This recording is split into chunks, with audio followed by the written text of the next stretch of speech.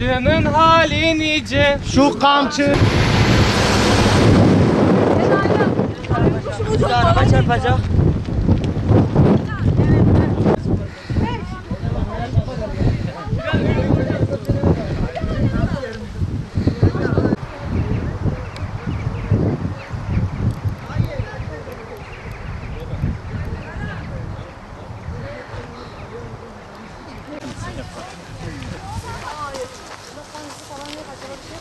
Yeşilay Şanlıurfa Şubesi Gençlik Komisyonu tarafından geleneksel hale getirdiği doğa yürüyüşünü bugün Ufuk Koleji ile işbirliği içerisinde gerçekleştiriyor olacağız.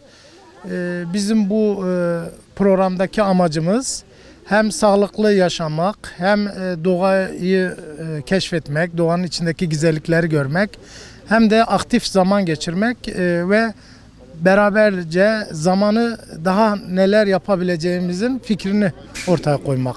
Bu amaçla yapıyorum. Bu manada Gençlik Komisyon Başkanımız Abdülrazak Bey'e ve ekibine de teşekkür ediyorum.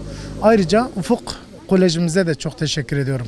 Gel. Yeşilay Cemiyeti Şanlıurfa Şubesi Gençlik Komisyonumuz olarak yaptığımız onlarca planlardan bir tanesi ise, etkinliklerden bir tanesi bugün gerçekleştireceğimiz doğa yürüyüşü.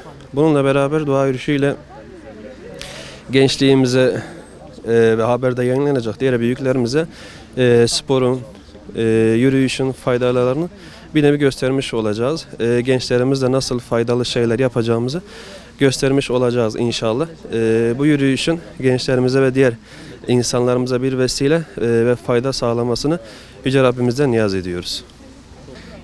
Ufuk Koleji ve Yeşilay'ın işbirliğiyle bugün bir doğa yürüyüşü düzenleyeceğiz. Amacımız gençlerle bir spora teşvik etmek. Bu amaçla Yeşilay'a teşekkürlerimi sunuyorum. Biz 10. sınıf olarak Beden hocamızın ve Yeşilay'ın düzenlediği bu yürüyüş programına geldik. Beden hocamız özellikle Yeşilay'la düzenlediğimiz bir program açısından düzenledik bunu. Daha çok sosyalleşme ve telefonlardan bırakıp sosyalleşme amacıyla.